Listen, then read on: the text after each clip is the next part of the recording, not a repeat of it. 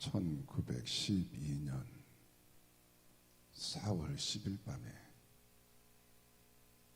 영국에서 미국 뉴욕으로 항해하던 타이타닉호가 빙산과 충돌해서 침몰한 사건을 모두가 아실 것입니다. 그때 타이타닉호가 빙산과 충돌해서 침몰해 가면서 근처에 있는 캘리포니안호에게 긴급 구조 요청을 했습니다. 그 당시에 캘리포니안호는 10마일, 약 16km 정도의 아주 가까운 거리에 있었습니다. 그런데 캘리포니아로는 응답하지 않았습니다. 나중에는 무전기에 전원이 꺼져 있었습니다. 그래서 타이타닉호는 멀리 58마일이나 떨어져 있는 카파시아호에게 긴급 구조 요청을 했습니다. 그러자 카파시아호는 즉시 응답하고 전속력으로 달려와서 구명정에 타고 있던 703명의 생존자들을 구조했습니다. 만약에 가까이 있던 캘리포니안호가 와서 구조했다면 한 사람도 생명을 잃지 않을 수도 있었다고 하는 것입니다. 나중에 알고 보니까 캘리포니안호는 타이타닉호에 긴급 구조 요청을 받았다고 합니다. 그때 캘리포니안호의 선장이 무전을 받지 마라, 무전기에 전원을 꺼라, 배의 모든 불을 꺼라, 배를 움직이지 말라 하고 명령을 냈다고 합니다. 이유는 자신들도 빙산에 충돌할 위험이 있다는 것이었습니다. 나중에 이 사실이 알려져서 캘리포니안호의 선장은 곧바로 직위 해제되고 많은 사람들의 비난을 받았다고 합니다. 반면에 타이타닉호의 긴급 구조 요청을 받고 멀리서 전속력으로 달려와서 구명정에 타고 있던 사람들을 구조한 카파시아호의 선장은 영국 엘리자베스 여왕으로부터 최고 명예 훈장을 받고 많은 사람들의 칭송을 받았다고 합니다. 교회도 그렇습니다. 교회도 유람선 교회가 있고 구조선 교회가 있습니다. 유람선은 자신들만 먹고 구경하고 즐깁니다. 구조선은 위험에 처한 사람들의 생명을 구조합니다. 교회는 예수님 믿고 구원받은 사람들만 모여서 예배드리고 교제하고 친교하고 사랑하면서 사는 차원에 머물면 안 됩니다. 교회는 예수님을 믿고 구원받은 성도들이 모여서 하나님께 예배드리고 교제하고 친교하고 사랑하고 살면서 교회 밖에 있는 영혼들을 구조하는 구조선 교회가 되어야 합니다. 그렇다면 우리 교회는 유람선 교회입니까? 구조선 교회입니까? 우리 성도들은 유람선에 승선해서 자신들만 위해서 사는 사람들입니까? 구조선에 승선해서 다른 사람들을 구조하면서 사는 사람입니까? 오늘 본문 말씀의 배경을 보면 예수님이 십자가에 못 박히시고 죽으셨습니다. 그리고 예수님이 부활하셨습니다. 예수님이 사망 권세를 이기시고 부활하셨습니다. 오늘 본문 말씀에 보면 부활하신 예수님이 복음을 전파하라고 말씀하고 계시는 것을 볼 수가 있습니다. 오늘 본문 말씀의 내용을 보면 또 이르시되 너희는 온 천하에 다니며 만민에게 복음을 전파하라. 믿고 세례를 받는 사람은 구원을 얻을 것이요 믿지 않는 사람은 정죄를 받으리라 라고 했습니다. 마태복음 28장 18절에서 20절 말씀에 보면 예수께서 나와 말씀하여 이르시되 하늘과 땅의 모든 권세를 내게 주셨으니 그러므로 너희는 가서 모든 족속으로 제자를 삼아 아버지와 아들과 성령의 이름으로 세례를 주고 내가 너희에게 분부한 모든 것을 가르쳐 지키게 하라. 볼지어다 세상 끝날까지 내가 너희와 항상 함께 있으리라 라고 했습니다. 누가복음 24장 48절 말씀에 보면 너희는 이 일의 증인이라 라고 했습니다. 요한복음 21장 15절 이하에 있는 말씀에 보면 내 양을 먹이라 내 양을 치라 라고 했습니다. 사도행전 1장 8절 말씀에 보면 오직 성령이 너희에게 임하시면 너희가 권능을 받고 예루살렘과 온 유대와 사마리아와 땅끝까지 이르러 내 증인이 되리라 라고 했습니다. 디모데후서 4장 2절 말씀에 보면 너는 말씀을 전파하라. 때를 얻든지 못 얻든지 항상 힘쓰라 라고 했습니다.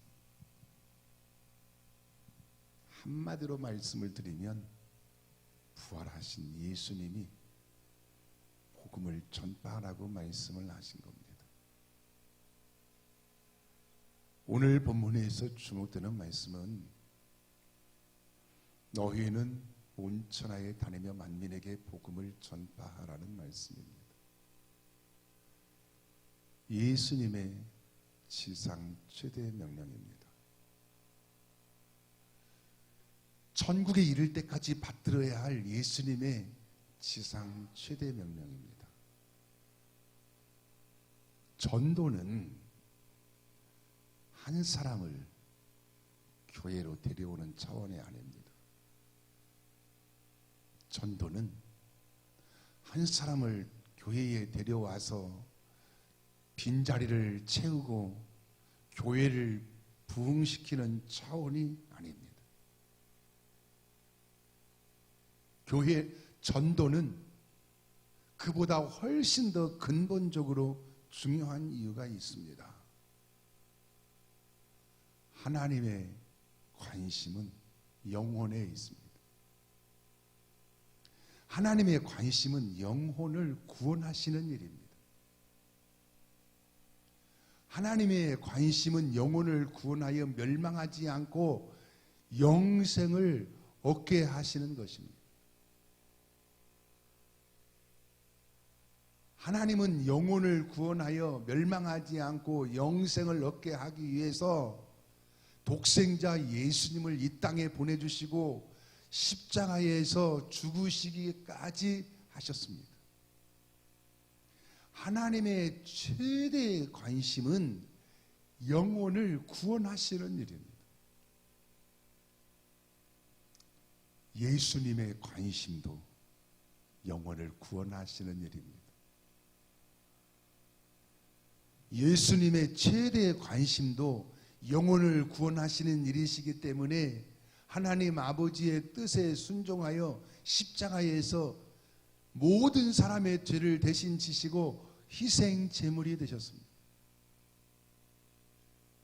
예수님의 최대의 관심사도 영혼을 구원하시는 일이시기 때문에 부활하셔서 처음 하시는 말씀이 또 승천하시기 전에 마지막으로 하신 말씀이 너희는 온 천하에 다니며 만민에게 복음을 전파하라고 말씀을 하신 겁니다. 성령님의 최대의 관심사도 영혼을 구원하시는 일입니다. 성령님의 최대 관심사도 영혼을 구원하시는 일이기 때문에 영혼을 부르시고 마음을 열게 하시고 복음을 받아들이게 하시고 예수님을 믿어서 구원받게 하십니다. 성부, 성자, 성령 하나님의 최대 관심사는 영혼을 구원하시는 일입니다. 그래서 성경을 구속사라고 말을 합니다. 하나님이 인간을 구원하시는 역사라는 말씀이에요. 그렇다면 오늘 우리 교회의 최대의 관심사는 무엇이어야 하겠습니까? 오늘 우리 성도들의 최대의 관심사는 무엇이어야 하겠습니까? 영혼을 구원하는 일입니다. 영혼을 구원하는 교회에 영혼을 구원하는 성도가 되어야 할 줄로 믿습니다. 왜 그렇습니까? 본문 16절 말씀에 보면 믿고 세례를 받는 사람은 구원을 얻을 것이요 믿지 않는 사람은 정죄를 받으리라 라고 했습니다. 예수님을 믿는 사람은 구원을 받습니다. 예수님을 믿지 않는 사람은 정죄를 받습니다. 예수님을 믿는 사람은 구원을 받아서 천국에서 영생을 누리며 살게 됩니다. 예수님을 믿지 않는 사람은 정죄를 받아서 지옥에서 영벌을 받으며 살게 됩니다.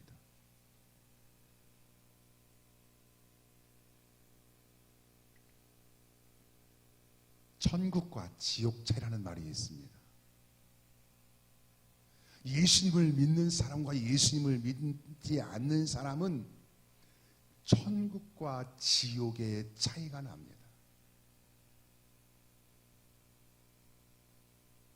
천국은 어떤 곳입니까? 이사야 6장 1절에서 4절 말씀에 보면 천국의 한 장면을 볼 수가 있습니다. 우시야 왕이 죽던 해에 내가 본즉 주께서 높이 들린 보좌에 앉으셨는데 그의 옷자락이 성전에 가득하였고 스랍들이 모시고 섰는데 각기 6날개가 있어 그 둘로는 자기의 얼굴을 가리었고 그 둘로는 자기의 발을 가리었고 그 둘로는 날며 서로 말하여 이르되 거룩하다 거룩하다 거룩하다 만군의 여호와여 그의 영광이 온 땅에 충만하도다 하더라. 이같이 화답하는 자의 소리로 말미암아 문지방의 터가 요동하며 성전의 연기가 충만한지라 라고 했습니다. 요한계시록 21장에도 보면 천국의 또 한 장면을 볼 수가 있습니다. 천국에 새 예루살렘 성이 있습니다. 천국에 새 예루살렘 성이 있는데 동서남북으로 3개씩 12문이 있고 각종 보석으로 지어져 있습니다. 요한복음 14장 1절에서 3절 말씀에 보면 천국의 또 다른 장면을 볼 수 있습니다. 예수님이 우리를 위하여 천국에 예비하신 거처가 있습니다. 이것을 본향집이라고 합니다. 또 요한계시록 22장 1절에서 6절 말씀에 보면 천국의 구체적인 장면을 볼 수가 있습니다. 또 그가 수정같이 맑은 생명수의 강을 내게 보이니 하나님과 어린 양의 보좌로부터 나와서 길 가운데로 흐르더라. 강 좌우에 생명나무가 있어 12가지 열매를 맺되 달마다 그 열매를 맺고 그 잎사귀들은 만국을 치료하기 위하여 있더라. 다시 저주가 없으며 그의 종들이 그를 섬기며 그의 얼굴을 볼 터이요 그의 이름도 그들의 이마에 있으리라. 밤이 없겠고 등불이 쓸데없으니 이는 주 하나님이 그들에게 빛이심이라. 그들이 세세토록 왕노릇하리로다 라고 했습니다. 천국에서 성경에서 증거하고 있는 천국의 장면만 봐도 천국이 얼마나 황홀한 곳인가 라는 것을 알 수 있습니다. 반면에 지옥은 어떤 곳입니까? 누가복음 16장에 보면 부자와 거지 나사로 비유해서 천국의 한 장면을 볼 수 있습니다. 부자도 죽어 장사되매 그가 음부에서 고통 중에 눈을 들어 멀리 아브라함과 아브라함의 품에 있는 나사로를 보고 불러 이르되 아브라함이여 나를 불쌍히 여기사 나사로를 보내어 그 손가락 끝에 물을 찍어 내 혀를 서늘하게 하소서. 내가 이 불꽃 가운데에서 괴로워하나이다 라고 했습니다. 음부에서 고통 중에라고 했어요. 내가 이 불꽃 가운데에서 괴로워하나이다 라고 했습니다. 마태복음 18장 9절 말씀에 보면 지옥불에 떨어지는 것보다 나으니라라고 했습니다. 지옥불에 떨어진다고 했어요. 마가복음 9장 43절 말씀에 보면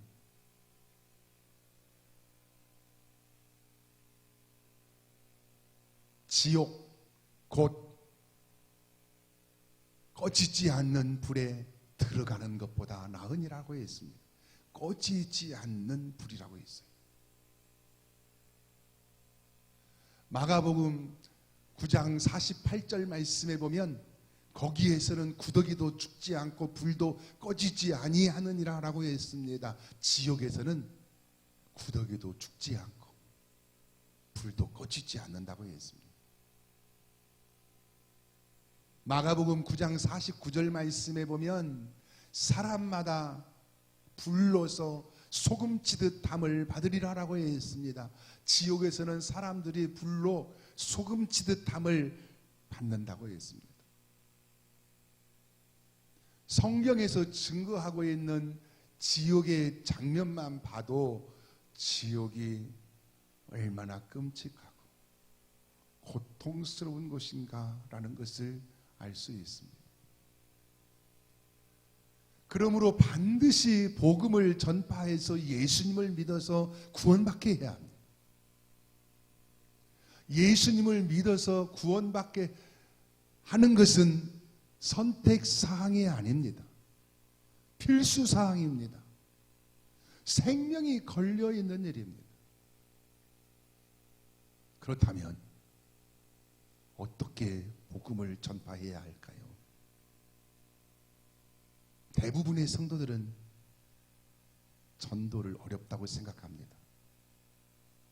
그래서 예수님을 믿고 신앙생활을 하면서도 아예 전도는 접어놓고 사는 경우가 많습니다. 전도는 어려워도 해야 되고 쉬워도 해야 됩니다. 예수님을 믿는 것과 예수를 믿지 않는 것은 천국과 지옥의 갈림길이 되는 중요한 문제이기 때문입니다. 그렇다면 구체적으로 어떻게 전도를 해야 할까요? 전하고 기도해 매일 증인 되리라. 전도의 핵심 두 가지만 간단하게 말씀을 드립니다.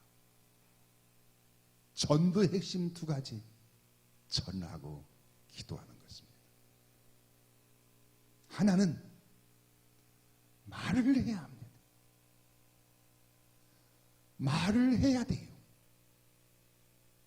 로마서 10장 17절 말씀에 보면 믿음은 들음에서 나며 들음은 그리스도의 말씀으로 말미암느니라고 했습니다. 믿음은 들음에서 납니다. 믿음은 그리스도의 말씀을 들음에서 납니다. 그러므로 말을 해야 합니다. 예수님 믿으세요. 교회에 갑시다 하고 말을 해야 합니다. 말을 하면 있고 말 안 하면 없습니다. 또 하나는 기도를 해야 합니다.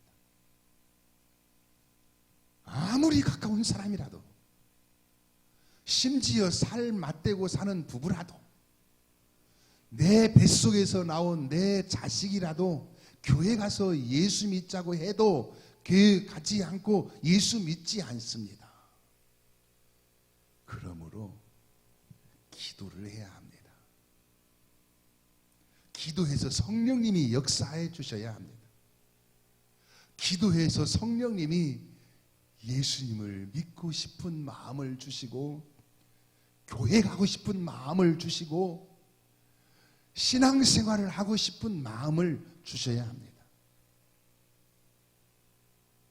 통계에 의하면 전도 대상자를 정해놓고 열심히 3년 동안 기도하면 대부분이 예수님 믿고 구원을 받는다고 합니다. 그러므로 기도해야 합니다. 전도 대상자를 위해서 기도해야 합니다. 가족 구원을 위해서 기도해야 합니다. 예수님 믿으라고 교회 가자고 말하고 예수 믿어서 구원받을 때까지 기도해야 합니다. 때로는 그 영혼을 사랑해서 구원받도록 하기 위해서 작정하고 기도하고, 때로는 그 영혼을 위해서 금식하면서 기도해야 합니다. 그래야 하면 성령님께서 구원의 길로 인도해 주십니다. 연세대학교 정신적 지주인 백낙준 박사가 있습니다. 백낙준 박사의 아버지는 무당이었다고 합니다. 백낙준, 백시니까 그를 백무당이라고 불렀다고 합니다. 어느 날 예수 믿는 사람이 백무당에게 당신 무당짓 하다가 나중에 지옥 가면 어떻게 하겠소? 자식들 멸망받을 짓 그만하고 예수 믿고 천당 가시오 하고 말했습니다. 그러자 백무당이 화가 나서, 아니 재수없게 무슨 소리야, 너나 예수 믿고 천당인지 백당인지 가라 하고 소리쳤습니다. 그런데 그 후에 이 백무당이 잠만 자려고 하면 그 소리가 귀에 쟁쟁거리하고 잠을 잘 수가 없었습니다. 자식들 멸망받을지 그만하고 예수 믿고 천당 가시오, 그 말이 귀에 쟁쟁하게 들려와가지고 잠을 잘 수가 없었습니다. 그래서 결국 예수님을 믿게 되었고, 아들이 기독교 교육자인 백낙준 박사가 된 것입니다. 여러분, 마음에 남는 말을 해야 합니다. 전도 대상자의 마음에 남는 말을 해야 돼요. 예수 안 믿는 남편의 마음에 남는 말을 해야 합니다. 예수 안 믿는 자녀, 교회 안 나오려고 하는 자녀의 마음에 남는 말을 해야 합니다. 그렇다고 협박하는 말이나 저주하는 말을 하면 안 되고, 마음에 감동이 될 만한, 새겨서 생각할 만한 말을 해야 합니다. 그리고 계속 기도하고 또 기도해야 합니다. 성령님의 도우심을 구해야 합니다. 저는 저희 어머니가 하신 말씀이 지금도 마음에 남아 있습니다.